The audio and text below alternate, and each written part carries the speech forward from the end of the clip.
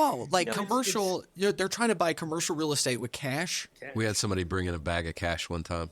Really? Like, is it literal bag, like a duffel bag? Yeah, it was like a burlap sack. Brown sack. Yeah. I mean, what's the reason you can't take, is it just too much cash?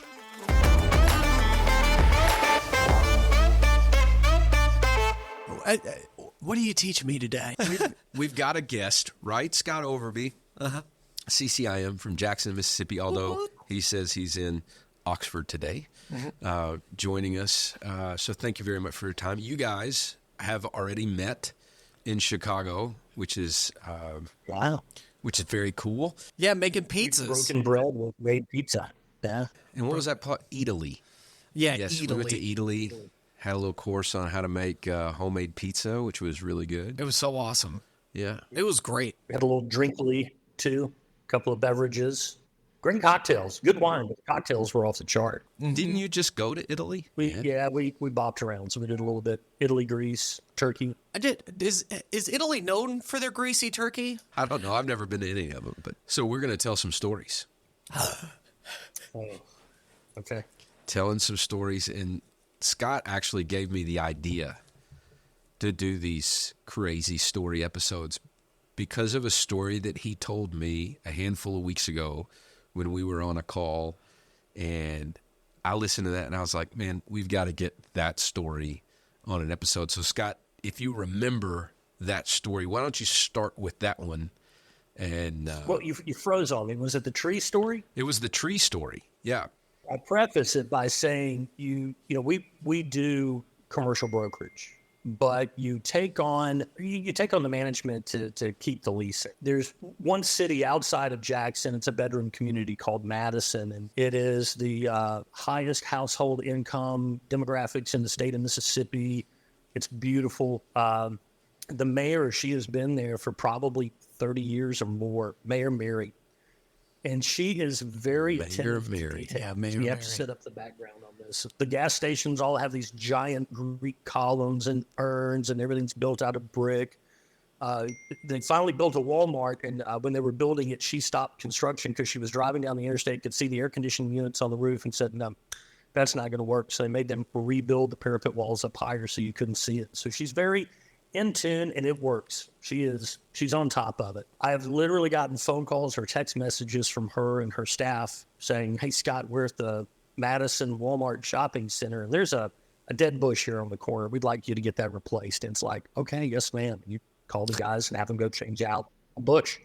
But, it works because the city is booming. It's doing great. So I was actually here in Oxford. It was a couple of weeks back. And my phone starts going off at like 6:15 a.m. And I look over, and it's some of our grounds crews that are doing rounds. And there's a text with a photo of just like a tree stump shaved down to the ground. And I was like, okay, there's got to be more coming. And I'm rubbing my eyes, and then I get another picture. It was like somebody cut a tree down. I'm like, okay, where are you guys? And then it pans back, and I was like, all right, they're at the Walmart shopping center in Madison. And so we reach out to them. We're like, guys, you just cut a tree down at the shopping center. And they're like, what? What are you talking about? It's like, we have you on camera.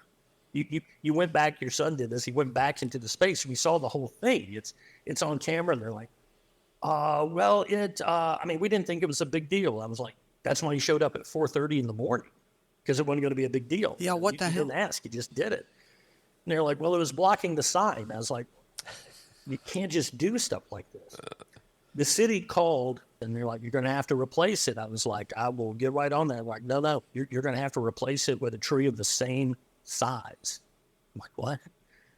10-inch diameter oak tree. We're talking about tens of thousands of dollars to have them come in with a tree spade and drop it back in. So we reached back out to the tenant, and they're like, we don't want to do that. I was like, this isn't your choice. If you want to close out your building permit, you want to get a license in the city, and you want to open your doors, you're going to have to put a tree back in place. So we had peace made with the city, and we're going to be putting a tree back in, and we're having to hold on to some of their tenant improvement allowances until the tree's done. But, the whole, we didn't think it was a big deal. I'm like, right, that's when you show up at 4:30. You had a backpack blower cleaning up the parking lot. I mean, oh my goodness. just amazing. Yeah. But they did it because it was blocking a sign? Yeah, it said? affected visibility. Yeah. You get strange things. We've had tenants come and look at spaces and get down to signing of the lease and bring a relative in and then be told that it doesn't have the right feng shui, and then they back out of the whole deal. It's like, Oh, okay. yeah. Oh, that sucks. Yeah. So the tree gave negative energy and blocked their sign, so they wanted it gone. Oh, my goodness. Wow. Yeah. So now they're going to have to pay for one just the same size. Oh, my goodness. That's crazy. Scott, before we move on to more stories, can you give me like a little 3 to 5 minute origin story of kind of where you came from and what led you into commercial real estate, just so we can get to know you? So I have to go way back. My father passed away when I was 5 with Lee Jackson. My mother got into real estate, selling residential in 1977, 78. Went out on her own in 1983 and opened up a company at that point called the Overby Company.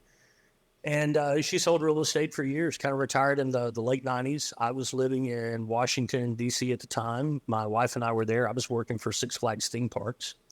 I've been working for them I remember you on the commercials, yeah. See, I was a lot. I had less hair even. Yeah. And I love those we left in commercials. 2003, moved back to Mississippi. I was planning on doing theme park consulting from some things that I'd lined up. My wife was reopening our family's business, and it just went gangbusters. And I had to jump in and enjoyed it, but I didn't want to do residential. So I took my side of the business in commercial. So Amanda, who was actually a CCIM candidate now, Nice. and oversees our residential division, anywhere from 10 to 20 agents, depending on, kind of timing over the years. We have 2 registered foresters on staff that oversee our land component of what we do. And then we have about a half a dozen of us that are on the commercial side. We stay out of each other's sandboxes. We really do run. It's kind of 3 separate entities under one umbrella. And back in 2007, 2008, we started taking on commercial property management. We had some calls from lenders that were taking properties back, and we agreed to take those on. And it worked out well for us. You were, hitting the money on taking the management income, releasing spaces, selling the center for the bank, and then we kept a lot of the centers under management and leasing after we would sell them. And so we just continued to kind of grow that side of the business. And we're not actively going out and seeking management as our primary business, but it's something that we do. We've managed up to a little over 2 million square feet at our peak. Wow. Everything from single tenant net lease buildings up to a super regional mall. Wow. And you can learn a lot, but it ties in a lot to my background with Six Flags. You're fixing problems. You're a fixer. I have one client that laughs and calls me the wolf.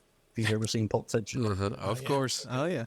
I worked at Universal in Orlando for a summer, or 2 summers, 2 different summers.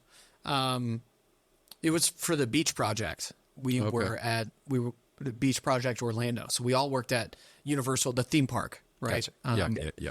Yeah. But I know this, what is the let's veer off here for a second, because what is the craziest thing that happened at Six Flags? There's got to be something crazy that happened at Six Flags. There's always stories. Yeah. I mean, the crazy days are, we had a private picnic, and it was the local utility company at one of the properties, and the power went out, and the CEO was just livid. It was like, we paid, thousands and thousands and thousands of dollars to rent the property. Wait a second. He was the utility company?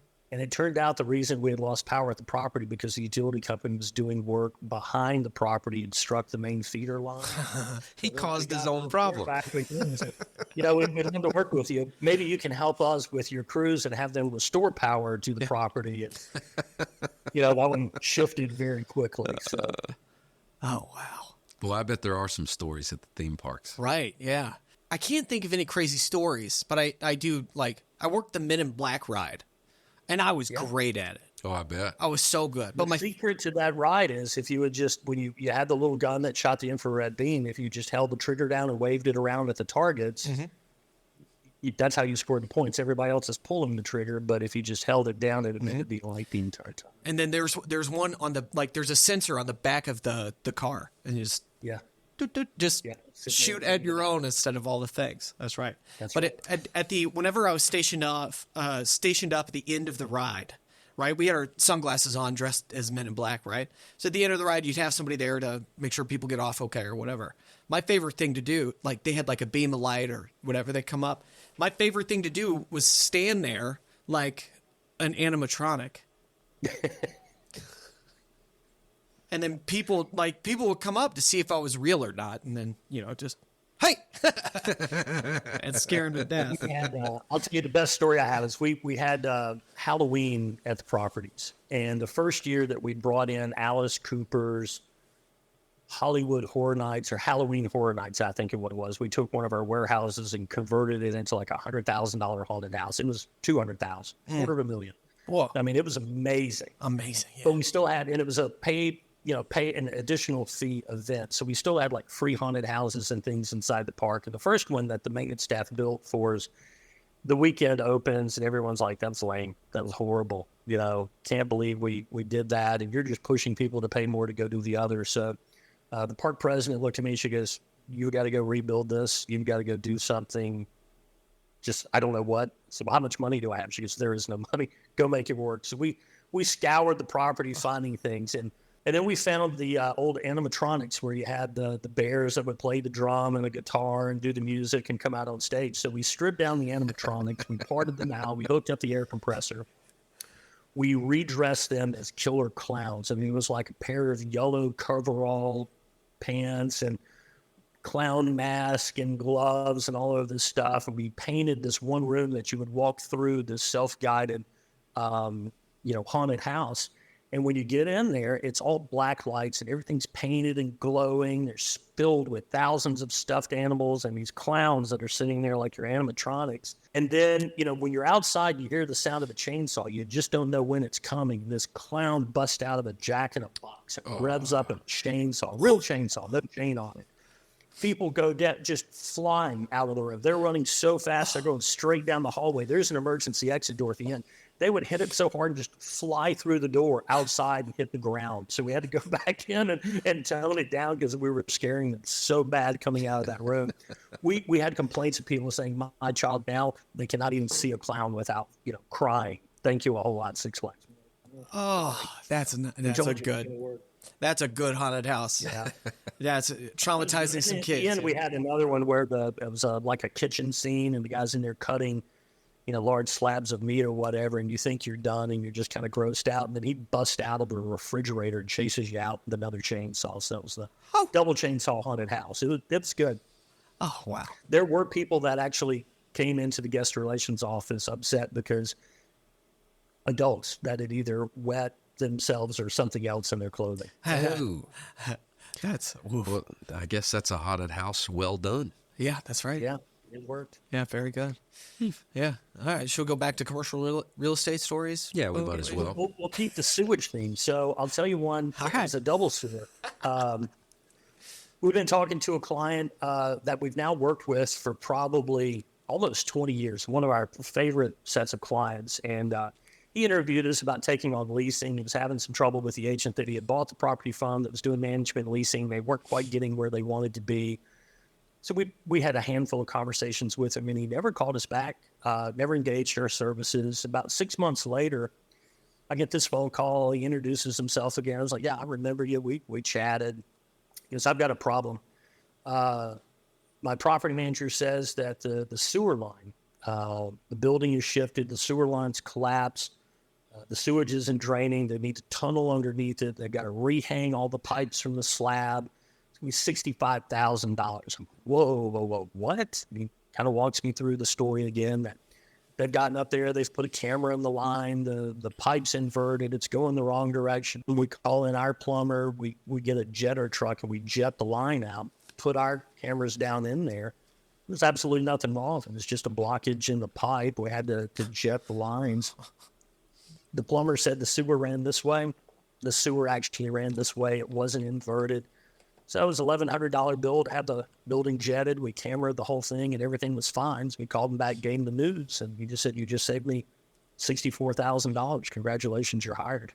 Oh, Yeah. So, Wow. before you leap, look. For the same group, they owned 2 shopping centers. And so we took over management and leasing.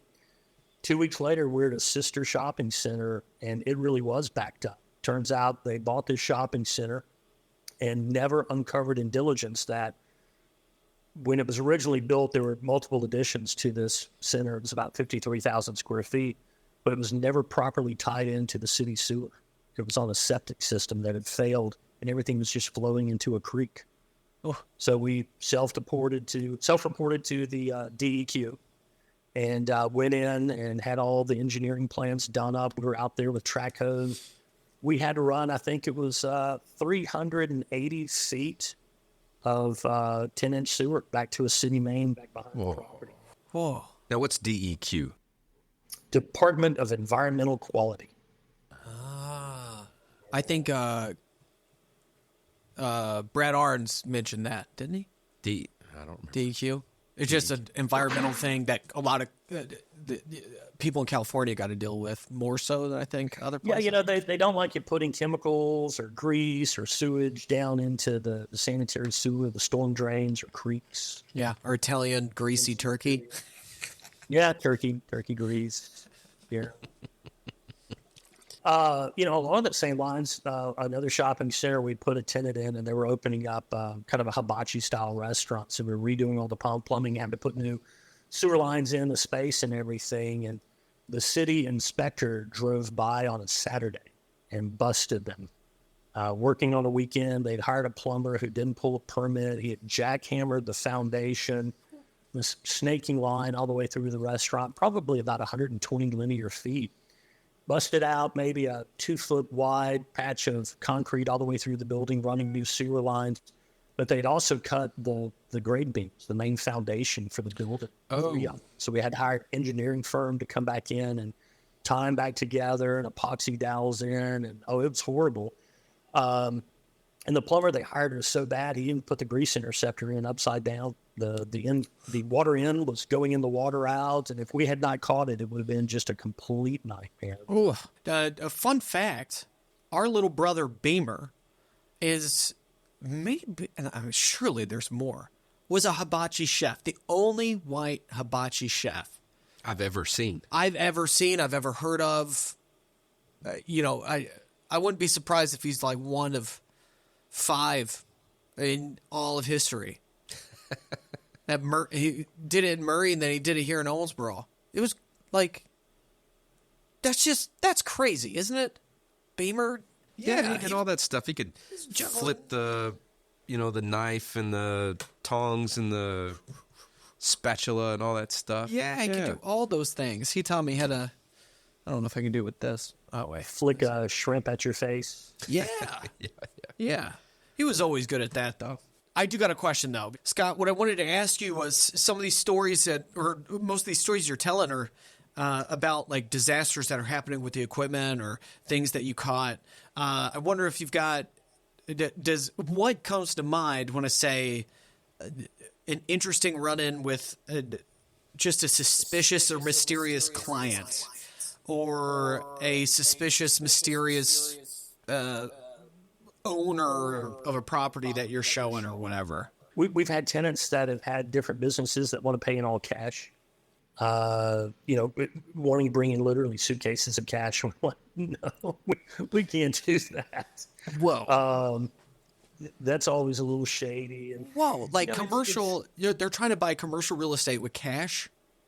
Or even leases. We have tenants that want to lease property and they insist on paying cash, and we tell them that we can't take cash. We had somebody bring in a bag of cash one time. Really? Like, is it literal bag, like a duffel bag? Yeah, it was like a burlap sack. Brown sack. Yeah. I mean, what's the reason you can't take, is it just too much cash? It's just safety. Well, I caused a flood one time, and it was the first time I ever developed anything, and I took one of our dad's self-storage facilities, and I expanded it. And so I went through the process, and my granddad built a bunch of homes. My dad grew up in that business of home building, and so you know, by the time I was in my teens, our dad was done developing, and he was just a broker at that point. So I grew up with a dad who was a broker. I've got very soft hands. Like, I've never really built anything, you know. That wasn't The way I never really built anything. Ooh. Sorry about that. That was kind of gross and creepy. Not my intent. Okay. So My first attempt at building anything, Dad was letting me go through the process, and I could go to him and ask questions, but he wasn't really walking me through it. You know, he would, Yep. like our dad would, you know. So Yeah. I'm learning as I go, making some mistakes. He's not micromanaging me, which I always really appreciated. Yeah. But I should have asked him more questions. Well, what we did was we took this lot that was next to our self-storage facility, and we were going to do our first ever climate control building. And so the plan was we'd take that lot, we maximize the size of the building to really fit the outline of the lot itself. It wasn't a very big lot. Maybe added like 25,000 square foot building or something like that. And it was going to be gravel, but we were 1031ing into this development. So I had more money I kind of needed to spend. And I thought, well, when here at Owensboro, when you do gravel, the city will make you screen the fence, which means, you know, the little slat, the things in the slats of the fence so that you can't really see in it very well. Right. Because they want to hide the gravel. Just makes it even uglier. Right. Right. So I was like, I'll just replace the gravel and I'll go ahead and do concrete. I'll just make it nicer. What that did was I took permeable gravel, which would allow any amount of rain to flow directly in, and I put a hard surface on all that. Oh, yeah. So we had a building and basically concrete, and I did the whole thing, and I didn't go change the permits. I just had it done. 'Cause you didn't know. Yeah, this was an ignorance thing for me. Yeah. I didn't know better. And then we had a spring with the most torrential rains in the history of my life. And this concrete stopped about 2 feet from the property line. And then there was the building on the property line, the supporting building. And what happened was I took all this rainwater and just threw it at this building. Yeah.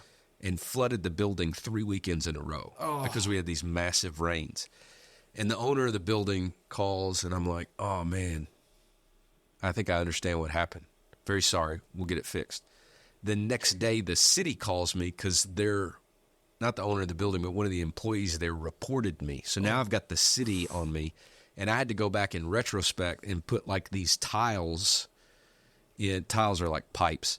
Okay. Into the ground, and and it had to be able to move a tremendous amount of water because I was displacing it. Instead of that rain going directly into the ground, it would hit the rooftop or that concrete, and it would just flow straight towards that building. I was like, I caused the flood. I remember thinking, man, building stuff is quite the learning experience. Yeah. You know, I was making mistakes after mistakes after mistakes, but Yeah. it was a learning experience. That makes sense why you are so hesitant to develop. We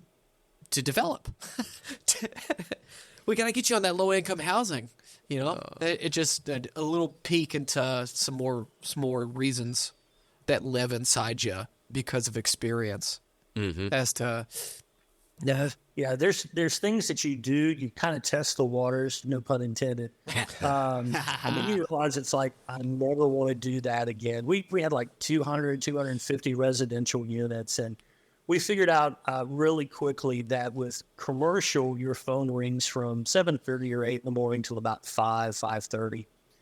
And with residential, your phone rings from 5 or 5:30 till about 7:30 or 8 in the morning. That's right. So it's a totally separate world. They don't mix together, and there's no synergy between the two from a management and operations standpoint. yeah, I've got a quick story about that. Testing the waters and deciding nope.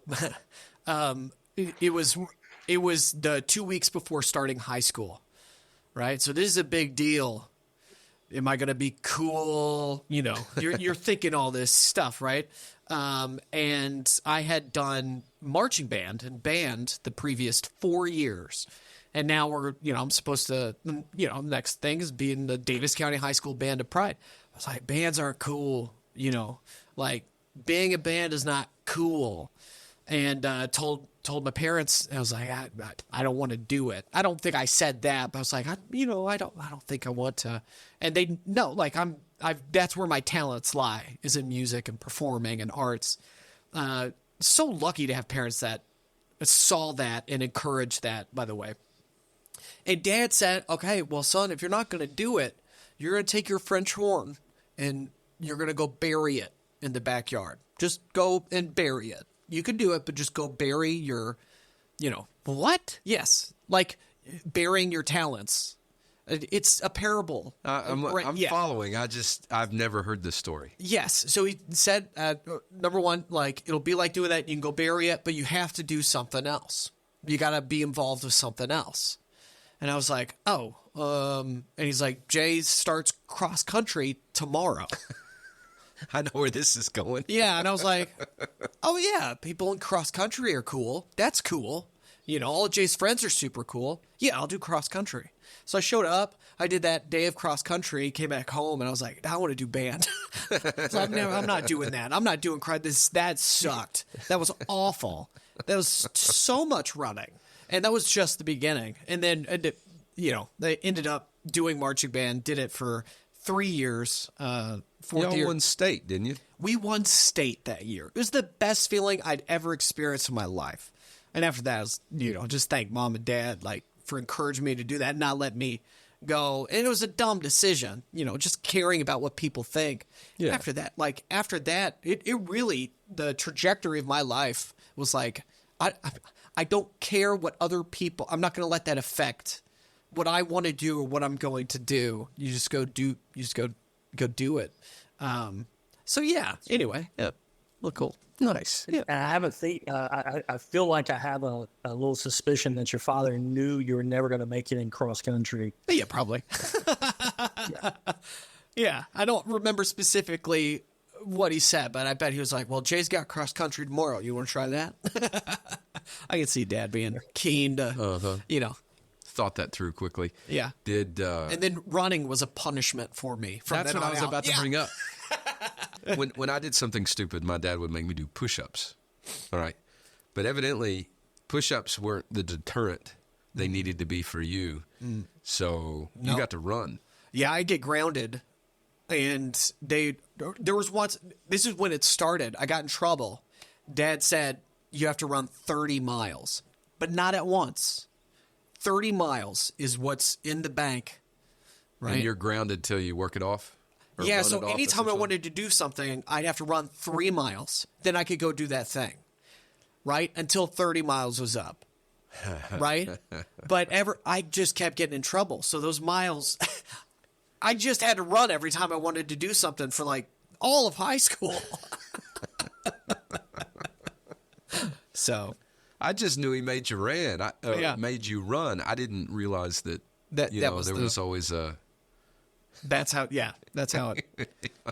was. Be back. How long did it take you to run 3 miles? For a while there, I didn't. I just sat in the park for 30 minutes. And then I had to, it was probably about 10 minutes a mile.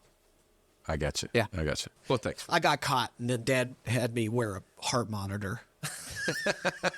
So that he had. Yeah. So I had to keep it above a certain level. And I really thought through who I could put that on or attach it to a dog. Yeah, that's what I thought. I was like, this is too much. I'll just run. Excuse me, sir. Would you mind wearing this for about 20 minutes? Yeah. Hey, you're running. You want to track your heart rate? So I love the dad stories. And Bo, being in the business, taking over the family business, that's similar, to us reopening my mother's company, taking it a little different direction. You get so many great, like, wisdom and insight things on business. What were, like, the key things that your father that you take with you on every deal you do? That's a great question. Great question. Here's the first thing that happened when I got out of the military, started working with my dad. I remember he had just put together 8 or 9 parcels for a Walmart deal. And so Walmart had closed on those. And one of the people who owned the parcels there, they were supposed to get $150,000 an acre or something like that. Walmart paid them $150,000. They had like an acre, 1.2 acres. And so they were due like another 30 grand or whatever. They probably just made a mistake.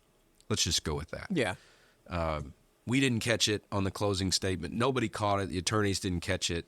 And so the people come back after kind of reading after the closing, and they're like, Walmart owes us another 30 grand. And so my dad goes to work on it.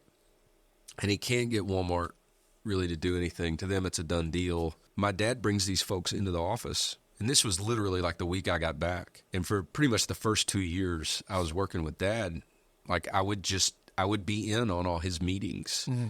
And I'm just picking up whatever I could. And this was like one of, if not the first meeting. And he told these people, he said, look, I can't get Walmart to do anything about this. And even though I think blame can go around to everybody who was involved in this, I'm going to give you my fee on the deal. And so he took his commission and he gave it to these people. Now, it didn't make them whole. It was what the company would have made off that. Now it went back to them. Mm. And I just remember huge impression on me. I was like, okay, I grew up with a dad who would do the right thing. Yeah. And he would tell us, you do the right thing for the right reasons. Even if it's for the wrong reason, like you do the right thing because it's the right thing to do. But the very first thing I saw him do was the right thing. He put the reputation of our company, his integrity, his relationship with these folks. He put all of those things before making a dollar. Mm. And that made a huge impression on me. Yeah. And I just remember thinking, okay, this is about people. It's not about money. We can make a good income here. We can build wealth. We can do all those things. But like, this is about people. Yeah. And he always said, your name is worth more than gold and silver. Mm-hmm. Yeah. He still says that. Yeah. Every chance he gets. Yeah. Everything that he told us, he says over and over. What'd you say, Scott? My mother would always say, my mother would says the same thing. She would say, your reputation is the only thing you'll take with you to the grave and beyond. Mm. Never do a deal just for a commission. I mean, I've over the years, I've had several times where I've just looked at clients and said, don't do this. Mm. I'll make good money off of doing this, but don't do this. Yeah. One of hers was, it was a residential thing, but it really is the same on commercial. Always buy for resale. Nothing's forever. There's always going to be a time where you have to sell it again. Always buy with a resale in mind, and do the right thing and protect your name. The other thing I would see my dad do over and over again, or our dad, I should say, is if he were meeting with you, Bill, right? Bill Barron. Uh-huh. Yeah, that's my dad too. Yeah.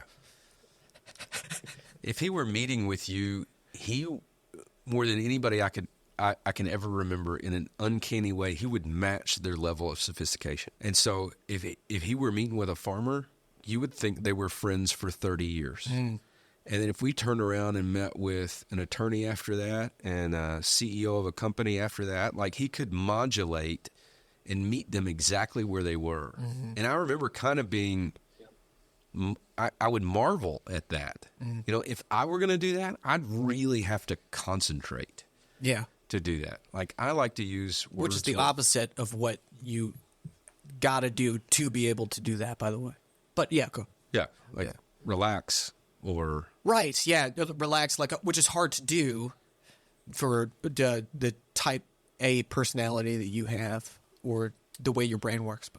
But he would just do it naturally. Yeah. And it was never in a condescending way. It was just authentic and natural. And I was just like, man. And so for me, like, that's something I've had to learn how to do a little bit, you know, but.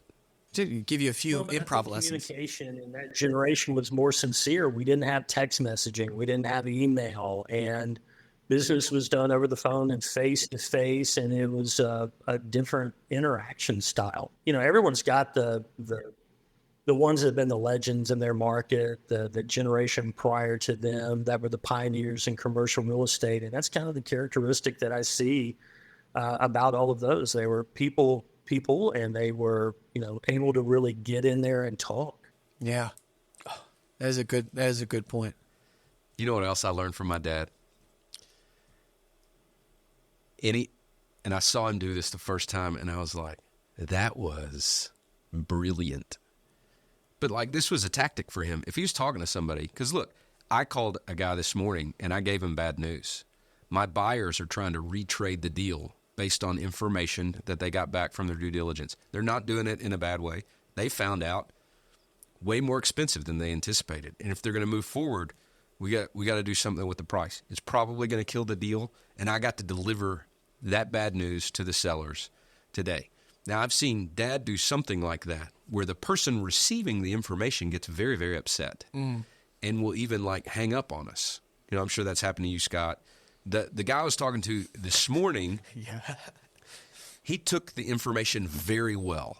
He's like, I get it. I'll talk to the group. I think this will probably kill it. But he was just very matter of fact about it, which I really appreciate.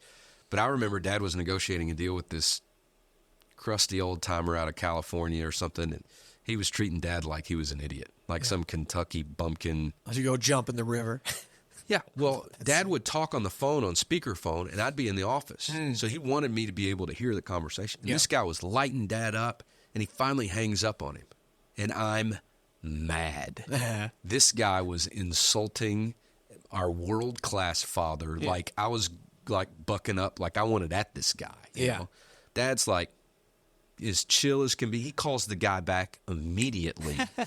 and all he says, hey, I think we got disconnected. What were you saying?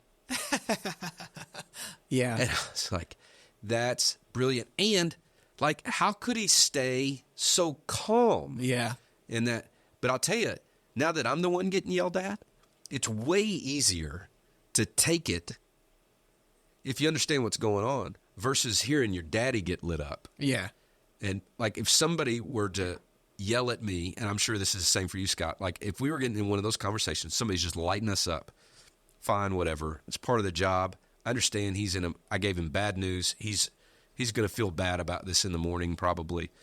But, like, if they were to treat your wife like that, I'd start seeing red. I'd handle that completely differently, But I remember, man, when people hang up on me, like, I do the same thing. I call them back, hey, I think we got disconnected. What were you saying? That's awesome.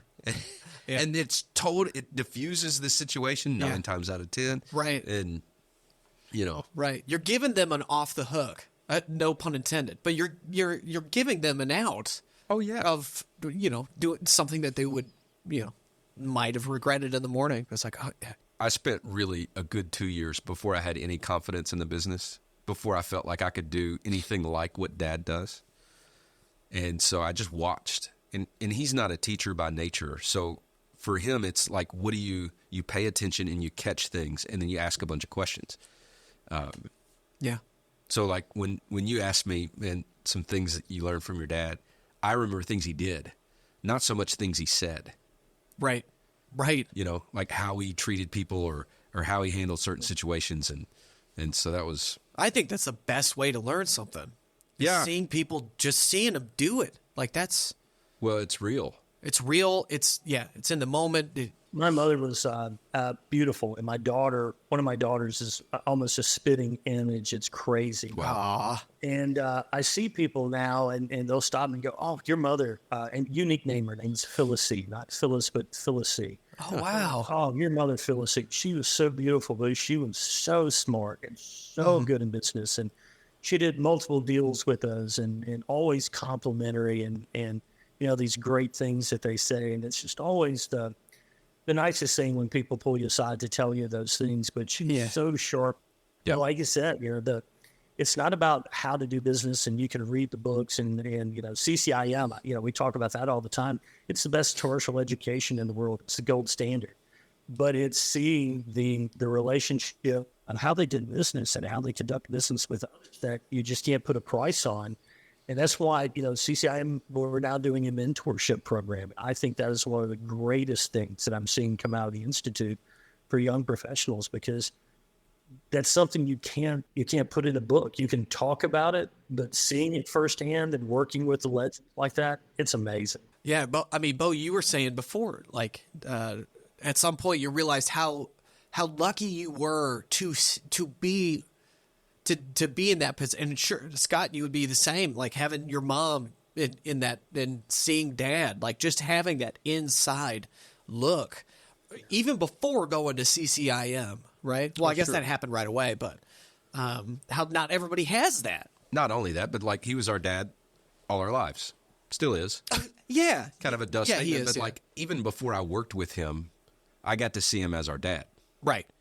So I already knew he was authentic and a man of character and all those things. Right. And so like that story I told about how he gave the commission back, like I wasn't surprised. It just impacted me deeply. Yeah. You know, like I was like, all right, I believed him before. Now I understand absolutely that that's the way he does business. Right. Like I've seen it really for the first time. Right. The thing I think about the most of what Dad has taught us is you can pick your nose, you can pick your friends, but you can't wipe your friends on the curtains. That's right. Yeah. Yeah. Which is Or you can't eat your friends. that's also I always thought you couldn't pick your friend's nose, but I was wrong. Yeah. That's, yeah, well, you just haven't met our dad yet. So. Yeah. And Dad likes to make things his own. Facts and stuff, too. Yeah. And just to be clear, because I think it sounded like you were just using some past tense verbs. Like our dad was here with us today in the office. Yes. Like he's very Yeah. much alive. Yes. Yeah. That's very true. That's very true. Yeah. Matter of fact, he's about the healthiest 73-year-old I've ever met. Yeah. Yeah. But we played Tizbee with him a couple weeks ago. That's right. You'll have to throw up a picture right here. Do you know what Tizbee is, Scott? Nobody does. What's that? Do you know what Tizbee is? Let me introduce you to the co-founder of Tizbee Nation, Timothy Hart Barron, right here. Yes. Yeah. Tizbee is a game that is kind of a mashup between not ultimate Frisbee, but Frisbee and tennis. So you play it on a tennis court, but you play it with a Frisbee. Yeah. And it is fun. It's so the other day, Timmy, the founder, and I, who have played a couple of times now, played Tizbee with our 73-year-old dad. Yeah. And he did great. Yeah, he did. I mean, He even dove for one. yes, he dove, rolled on the ground. And I was concerned for his joints, but he was more like, it's not good if I get a scratch on my skin. Yeah. I was like, yeah, but how's your elbow? He's like, oh, that's fine. Your shoulder's hanging down. It's a little droopy, but Yeah. the skin's good. Yeah, this But you get to a certain age, you bleed really easy. And Right. he was wanting to make sure he wasn't bleeding all over the place. Right. Yeah. No, that was very impressive. Well, Scott, this is the time of the episode where we will transition into a pop quiz for Timmy. All right, pop quiz. Badu badu badu bada. Yeah, I've caught some of the quizzes. They're a little startling at times. Well, we aim to please. Question 1, Scott Overby. What do you got? Question number 1: my tenants could not tell a lie. They couldn't remember, but then they could not tell a lie. What was it they did? They cut down a tree at 4 a.m. in the morning. I like what you did there. Kind of a reference back to George Jorge Washington. Yeah. Jorge Washington. Oh, that's right. I cannot tell. That's good. I like- that is good. Okay. Same story. The tree story. This happened in a town, bedroom community of Jackson, Mississippi, called Madison. And there's been a special woman there for, 30 years now? And what's her name? Mayor Mary. Mayor Mary. That is correct. I've got no notes. I took no notes. Awesome. Yeah. Her husband recently passed away and been going through a long battle. And I mean, even during the time while he was sick, office every day, she's on top of it and sees it all. She is a rock star. One little thing about this, we called a few weeks ago, and we have a 56-acre development across from the Sam's, and there's some out parcels, and all the restaurants are popping up. And we had somebody who wanted to go next door to a Chipotle that's about to open. And we told her who the national franchise was. They have the meats. I'm not going to name names. And We have the meats. Oh, Scott, you can do so much better.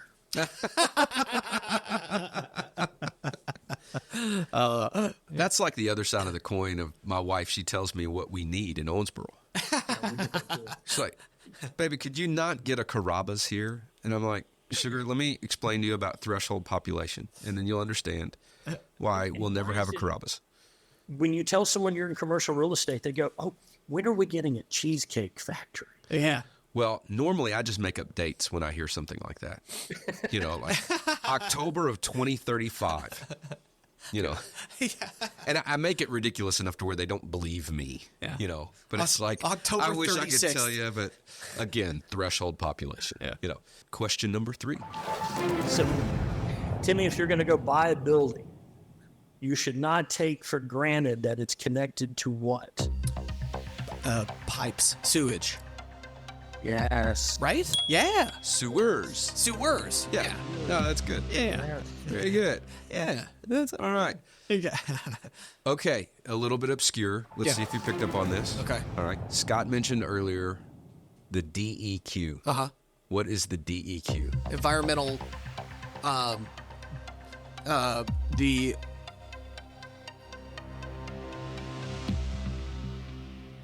those damn environmental queens.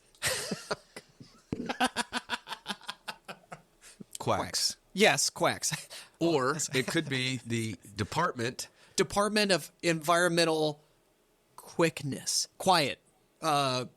Quality. Quality. Hey. Got there? You got there. Got there. After you offended, you know.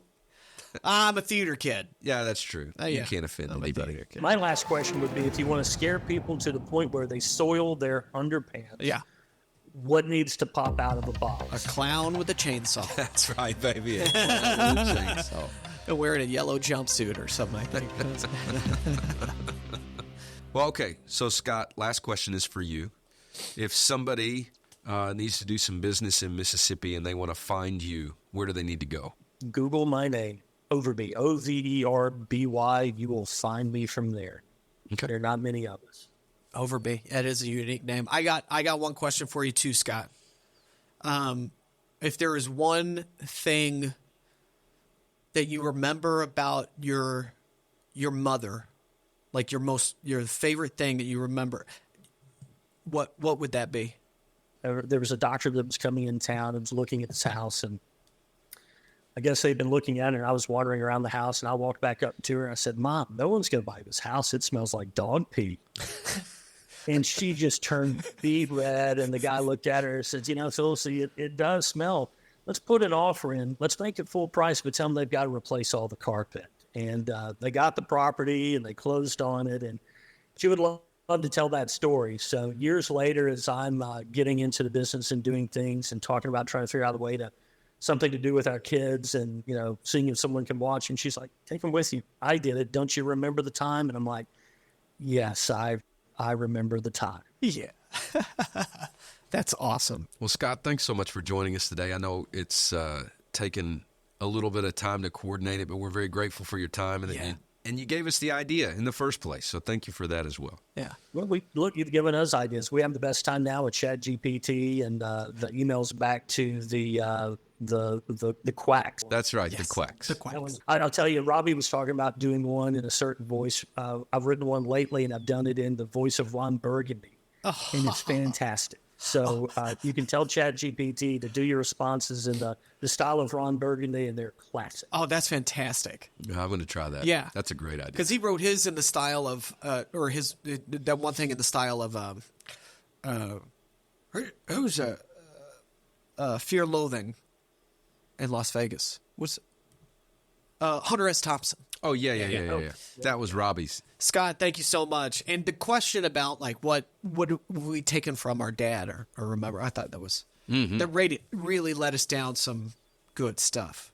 I appreciate that. Well, when you said let's get on and swap stories, I mean, those are some of the greatest stories. And whenever we get together, our trade shows or governance meetings, and you know, you always hear the family ones that are in, and they're always just some of the best. It's so true. So true.